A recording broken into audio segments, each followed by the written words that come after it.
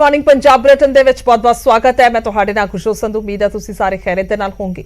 ਸ਼ੁਰੂਆਤ ਕਰਦੇ ਹਾਂ ਬੁਲੇਟਿਨ ਦੀ। ਸਭ ਤੋਂ ਪਹਿਲਾਂ ਅਗਨੀਪਥ ਯੋਜਨਾ ਤੋਂ ਦੱਸ ਦਈਏ ਕਿ ਜਿਸ ਨੂੰ ਲੈ ਕੇ ਦੇਸ਼ ਭਰ ਦੇ ਵਿੱਚ ਵਿਰੋਧ ਹੋ ਰਿਹਾ ਹੈ, ਪ੍ਰਦਰਸ਼ਨ ਜਾਰੀ ਨੇ। ਪਰ ਇਸ ਦੇ ਵਿਚਾਲੇ ਕੇਂਦਰ ਸਰਕਾਰ ਨੇ ਇੱਕ ਵੱਡਾ ਬਦਲਾਅ ਕੀਤਾ ਔਰ ਕੇਂਦਰ ਸਰਕਾਰ ਨੇ ਭਰਤੀ ਦੇ ਲਈ ਅਪਰ ਏਜ ਲਿਮਟ 21 ਤੋਂ ਵਧਾ ਕੇ 23 ਸਾਲ ਕਰ ਦਿੱਤੀ ਹੈ। ਸੋ ਸਿਰਫ 1 ਸਾਲ ਦੇ ਲਈ ਹੀ ਛੋਟ ਹੋਏਗੀ। ਦੱਸਦੇ ਕਿ 2 ਸਾਲਾਂ ਦੇ ਵਿੱਚ ਫੌਜ ਦੇ ਵਿੱਚ ਭਰਤੀ ਨਾ ਹੋਣ ਕਰਕੇ ਫੈਸਲਾ ਲਿਆ ਗਿਆ। ਪਹਿਲਾਂ 17 ਸਾਲ ਤੋਂ 21 ਸਾਲ ਦੀ ਉਮਰ ਸੀ, ਪਰ ਹੁਣ ਕਿਤੇ ਨਾ ਕਿਤੇ 1 ਸਾਲ ਦੇ ਲਈ ਸਿਰਫ ਇਸ ਨੂੰ ਵਧਾ ਕੇ 23 ਸਾਲ ਕੀਤਾ ਗਿਆ, यानी कि 23 साल तक ये भर्ती जी हो सकती है। सो हालांकि ये भी अहम है, ये भी जिक्रयोग है कि सिर्फ 1 साल के लिए ਵਧਾਈ गई है, उस तो बाद 21 साल ही होएगी। पर 1 साल के लिए बेस करके ਵਧਾਈ गई क्योंकि कोरोना काल के भी भर्तियां नहीं सी हो सकियां। और खास तौर पर जेकर अग्निपथ इस अहम फैसले नूं लैके खास तौर पर जेकर जिक्र प्रदर्शनों का किया जाए, क्योंकि लगातार बीते दिन तो वेख्या जा रहा है, बीते 2 दिनों तो कि किस तरह के प्रदर्शन हो रहे हैं। सो जिस नूं लैके हुण ये अहम फैसला जिहड़ा है वो केंद्र दे वल्लों लिया गया। संदीप बोल ने साडे नाल ज्यादा गलबात दे लई फोन लाइन ते। जी संदीप, की कुछ जानकारी जेकर अहम फैसले की गल की जाए? देखिए, जिस तरीके से लगातार विरोध प्रदर्शन शुरू हो चुके थे और कई सारे ऐसे जो कैंडिडेट थे जो कि इस बात का इंतजार कर रहे थे कि सेना में भर्ती होगी, क्योंकि 2 साल से भर्तियां नहीं हो रही थी, और वो लोग जो कि उस 2 साल में जिनकी उम्र जो है वो पार हो रही थी, क्योंकि जो क्राइटेरिया बनाया गया है अग्निपथ स्कीम में वो 17.5 साल से लेके 21 साल के जो लोग हैं, युवा हैं, वही एलिजिबल हैं। तो ऐसे में बहुत सारे युवाओं की उम्र जो है वो निकल गई थी, क्योंकि 2 साल से भर्ती नहीं हुई। ऐसे में उनको भी बहुत ज्यादा नाराजगी थी, हताश थे। लिहाजा सरकार ने फैसला लिया है कि 1 टाइम जो है, यानी कि जो पहली बार जो अग्निपथ योजना के तहत रिक्रूटमेंट होगी 2022 में, उसमें एज रिलैक्सेशन दिया गया है। और ये पहली बार भी, एक बार ही अभी फिलहाल एक मुफ्त रिलैक्सेशन है, यानी कि अब वो लोग जिनकी उम्र जो है अब 23 साल हो गई, क्योंकि 2 साल भर्ती नहीं हुई है, तो ऐसे में अब वो भी एलिजिबल होंगे इस अग्निपथ स्कीम के तहत सेना में भर्ती के लिए। जी ठीक है, बहुत बहुत शुक्रिया संदीप, तमाम जानकारी के लिए धन्यवाद। सो सीधे तौर पर कह सकते हैं कि एक थोड़ा बहुत राहत देने की कोशिश की गई केंद्र सरकार के वालों, क्योंकि एज लिमिट जी है 21 साल तो बढ़ा के 23 साल फिलहाल 1 साल के लिए की गई है। पर सवाल कितने वड्डा है कि आखिरकार अजिहे प्रदर्शनों के विच कितना असर यह फैसला पाएगा कि राहत जिहड़ा है वो किते ना किते प्रदर्शनों तो गुस्से तो इन्हां नौजवानों के मिलती हुई नजर आएगी। सब तो वड्डा सवाल है।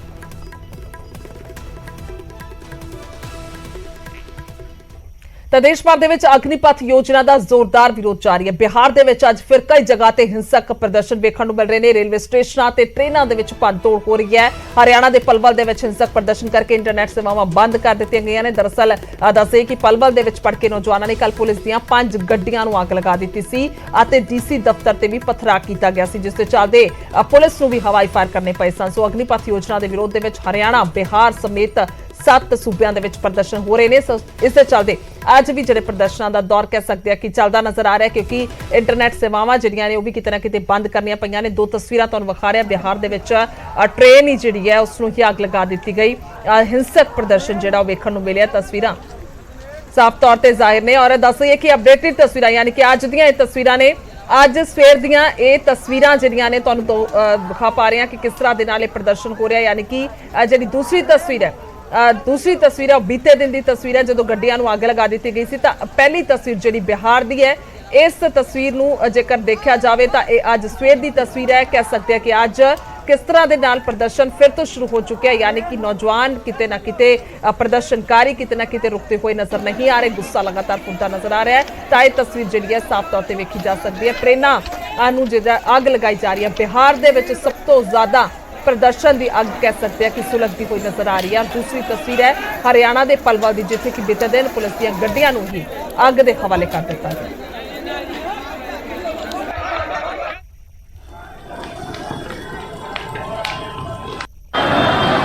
तस्वीरां जिहड़ियां ने वेखिया जा सकदियां ने किस तरह के नाल विरोध हो रहा अग्निपथ का। जेकर किया जाए अग्निपथ तो यह नवी स्कीम है केंद्र सरकार की, जिस दे विच नौजवानों नूं जिहड़ा भर्ती 100% किया जाएगा। पर उस तो 4 साल बाद 25% जिहड़ी भर्ती होएगी वो नौजवान जिहड़े ने वो अगे जारी रहणगे, स्थिर रहणगे। पर 75% जिहड़े नौजवान ने उन्हां नूं सेवा मुक्त कर दिता जाएगा। और इस दे चलदे सिर्फ इन्ना ही नहीं है, सेवा मुक्ति के नाल कोई पेंशन जिहड़ी है उन्होंने नहीं मिलेगी। हाँ, उन्होंने ड्यूटी की सैलरी का जिहड़ा कुछ हिस्सा जिहड़ा उन्होंने इकट्ठे जरूर दे दिता जाएगा, पर जिहड़ी बकायदा सारी उम्र ताउमर जिहड़ी पेंशन मिलती है उस दी सुविधा इस दे विच नहीं है। खास तौर पर जिक्र करने लायक है जो केंद्र सरकार के वालों जो बजट नूं लैके ये सीधे तौर पर अहम स्कीम कढ़ी गई।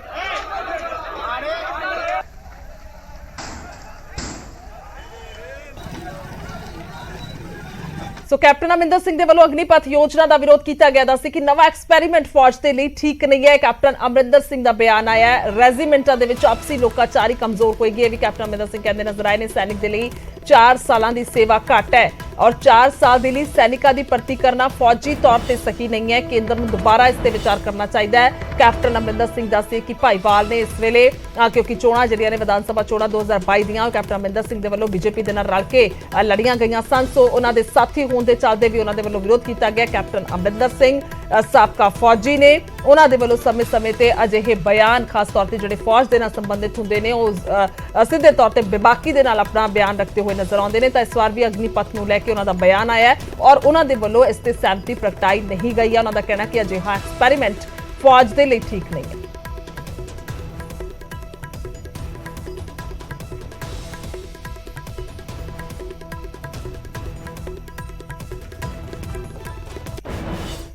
उधर आम आदमी पार्टी और कांग्रेस भी अग्निपथ का विरोध कर रहे हैं, केंद्र सरकार ते सवाल चुक रहे हैं। सरकार एक अग्निपथ नाम की एक स्कीम लाई है, जो स्कीम युवाओं के साथ और देश की सेना के साथ एक छलावा है। इस स्कीम के तहत देश के युवाओं को सेना में 4 साल के लिए भर्ती किया जाएगा, सिर्फ 4 साल के लिए। 4 साल तक उन्हें काम दिया जाएगा और 4 साल बाद उन्हें सेना से निकाल दिया जाएगा। इन्होंने सेना की सेवा को एक कॉन्ट्रैक्चुअल नौकरी बना दिया है, जिसका पूरे देश में विरोध हो रहा है। देश का युवा आज अपनी सेना की, अपने देश की आजीवन सेवा करना चाहता है, सिर्फ 4 साल ही क्यों? और 4 साल बाद जो अपने जीवन का, अपने यूथ का सब कुछ समर्पण कर देगा भारत माता के चरणों में, देश के चरणों में, सेना में, 4 साल बाद उसके पास ना कोई नौकरी बचेगी, ना कोई पेंशन मिलेगी, ना कोई बेनिफिट्स मिलेंगे। अग्निपथ स्कीम ਦੇ ਜਿਹਦੇ ਨਾਲ ਦੇਸ਼ ਦੇ ਨੌਜਵਾਨਾਂ 'ਚ ਇੱਕ ਕਰੋਸ਼ ਉੱਠਿਆ ਵਾ, ਕਿਉਂਕਿ ਕਈ ਨੌਜਵਾਨ ਤਾਂ ਇਸ ਚੀਜ਼ ਤੋਂ ਬਾਹਰ ਹੀ ਹੋ ਗਏ ਔਰ ਕਈ ਨੌਜਵਾਨ ਜਿਨ੍ਹਾਂ ਨੂੰ ਇਹ ਲਾਭ ਮਿਲੂਗਾ ਵੀ ਉਹ ਵੀ ਆਪਣੇ ਆਪ ਨੂੰ ਵਰਤਿਆ ਮਹਿਸੂਸ ਕਰਨਗੇ, ਕਿਉਂਕਿ 4 ਸਾਲਾਂ ਬਾਅਦ ਨਾ ਤਾਂ ਉਹਨਾਂ ਦੀ ਕੋਈ ਪੈਨਸ਼ਨ ਲੱਗਣੀ, ਨਾ ਉਹਨਾਂ ਨੂੰ ਕੋਈ ਰੈਗੂਲਰ ਕਰਨਾ, ਉਲਟਾ 4 ਸਾਲਾਂ ਬਾਅਦ ਉਹਨਾਂ ਨੂੰ ਤੁਸੀਂ ਸੜਕ ਦੇ ਉੱਤੇ ਕਹਿ ਦੇਣਾ ਵੀ ਹੁਣ ਕੋਈ ਹੋਰ ਨੌਕਰੀ ਲੱਭ ਲਾ। ਇਹ ਪ੍ਰਾਈਵੇਟਾਈਜੇਸ਼ਨ ਜਿਹੜੀ ਆਰਮੀ ਦੀ ਹੋ ਰਹੀ ਆ, ਇਹ ਜਿਸ ਤਰੀਕੇ ਨਾਲ ਜਿਹੜੇ ਦੇਸ਼ ਭਗਤੀ ਦੀ ਕਰਨ ਗੱਲ ਸਭ ਤੋਂ ਵੱਧ ਰਾਜਨੀਤੀ ਕਰਨ ਵਾਲੀ ਪਾਰਟੀ ਜਿਹਨੇ ਦੇਸ਼ ਭਗਤੀ ਦੇ ਨਾਰਾ ਦੇ ਕੇ ਕਿਸ ਤਰੀਕੇ ਨਾਲ ਲੋਕਾਂ ਦੇ ਵਿੱਚ ਔਰ ਬਾਕੀ ਸਾਰੀ ਪਾਰਟੀਆਂ ਨੂੰ ਐਂਟੀ ਸੋਸ਼ਲ ਐਂਟੀ ਨੈਸ਼ਨਲ ਦਿਖਾਉਣ ਦਾ ਕੋਸ਼ਿਸ਼ ਕੀਤਾ, ਆਹ ਕਿਹੜੇ ਪਾਸੇ ਦੀ ਦੇਸ਼ ਭਗਤੀ ਹੋਈ? ਤੁਸੀਂ ਨੌਜਵਾਨਾਂ ਨੂੰ ਵਰਤ ਕੇ 4 ਸਾਲ, ਉਸ ਤੋਂ ਬਾਅਦ ਤੁਸੀਂ ਕਹੋਗੇ ਵੀ ਦੇਸ਼ ਦੀ ਸੇਵਾ 4 ਸਾਲ ਕੀਤੀ, ਉਸ ਤੋਂ ਬਾਅਦ ਕੌਣ ਜ਼ਿੰਮੇਵਾਰ ਹੋਊਗਾ ਉਹਨਾਂ ਨੌਜਵਾਨਾਂ ਦਾ? ਤੁਸੀਂ ਪਹਿਲਾਂ ਅਫਸਰਾਂ ਵਾਸਤੇ ਇਹ ਸਕੀਮ ਆਂਦੀ ਸੀ, ਲੇਕਿਨ ਉਹ ਵੋਲੰਟਰਲੀ ਸੀ। ਅਗਰ ਕੋਈ ਆਪਣੇ ਆਪ ਨੂੰ ਕੰਟੀਨਿਊ ਕਰਨਾ ਚਾਹੁੰਦਾ ਸੀ ਤੇ ਉਹ ਕੰਟੀਨਿਊ ਕਰ ਸਕਦਾ ਸੀ। ਤੁਸੀਂ ਨੌਜਵਾਨਾਂ ਦੇ ਵਿੱਚ उधर भाजपा फौज की इस योजना नौजवानों के पक्ष के दस रही है, विरोधियों से नौजवानों को भड़काने का इल्जाम लगा रही है। कुछ लोग जो है देश को मजबूत नहीं देखना चाहते। इस योजना से केवल और केवल मजबूती है, किसी भी प्रकार का कोई अभाव इसमें नहीं है। 17 से 22 साल के नौजवानों को 4 साल जो चाहते हैं उनको रहने का मौका मिलेगा। वो कुछ सीख के आएंगे, वो पढ़ना चाहते हैं तो पढ़कर आएंगे, एक छोटी पूंजी अपने साथ 12 लाख के लगभग लेकर आएंगे। तो ये जो उनको उस समय वेतन मिलेगा, तो ये एक बड़ी रास्ता खोला गया है और हर भारतीय ने इसका स्वागत करना चाहिए। और इस योजना से इजराइल की तरह से राष्ट्र मजबूत सेना दे किसी भी अगर कोई कार्यक्रम लैके आउंदे आ, उहदी कंट्रोवर्सी करना देश हित नहीं हैगा और उत्थे सारे काम ईमानदारी और देश हित दे विच ही फैसले लए जांदे आ। अग्निपथ स्कीम जिहड़ी लैके आए आ, ਉਹਦੇ ਨਾਲ ਕੀ ਆ ਕਿ ਸਾਡੇ ਨੌਜਵਾਨਾਂ ਨੂੰ ਟ੍ਰੇਨਿੰਗ ਮਿਲੇਗੀ ਔਰ ਉਹ ਅਨੁਸ਼ਾਸਨ 'ਚ ਰਹਿਣਾ ਸਿੱਖਣਗੇ ਔਰ ਨਾਲ ਹੀ 4 ਸਾਲ ਬਾਅਦ ਜਿਹੜੇ ਆਮ ਜੀਵਨ ਚਾਹੁੰਗੇ ਉੱਥੇ ਵੀ ਉਸੇ ਅਨੁਸ਼ਾਸਨ ਦਾ ਹੀ ਪ੍ਰਤੀਕ ਬਣ ਕੇ ਰਹਿਣਗੇ ਔਰ ਦੂਜਿਆਂ ਲਈ ਵੀ ਪ੍ਰੇਰਣਾ ਬਣ ਕੇ ਰਹਿਣਗੇ। ਔਰ ਜਦੋਂ ਵੀ ਦੇਸ਼ ਨੂੰ ਜ਼ਰੂਰਤ ਪਏਗੀ, ਦੇਸ਼ ਦੀਆਂ ਸੈਨਾਵਾਂ ਤੇ ਔਰ ਦੇਸ਼ ਤੇ ਵੀ ਬੋਝ ਨਹੀਂ ਬਣੇਗਾ, ਉਹ ਆਪਣਾ ਹੋਰ ਵੀ ਕੰਮ ਕਰ ਸਕਦੇ ਆ ਤੇ ਜਦੋਂ भी देश ਨੂੰ ਜ਼ਰੂਰਤ पएगी वो देश सेवा 'ਚ लग जान। देश को जिस प्रकार से बनाने का काम 2014 से निरंतर जारी है माननीय प्रधानमंत्री मोदी जी के नेतृत्व में, और जो अग्निवीर योजना आई है वो योजना कम से कम पूरे देश के साथ साथ हमारे प्रदेश के लिए अत्यंत ही लाभकारी होने वाली है। अधिकतर युवाओं को इसमें मौका मिलने वाला है। तो मैं आप सब के माध्यम से चाहूँगा कि ये बात हमारे प्रदेश के कोने कोने तक जाए, देश के कोने कोने तक जाए। अंत में आप सभी का मैं धन्यवाद करते हुए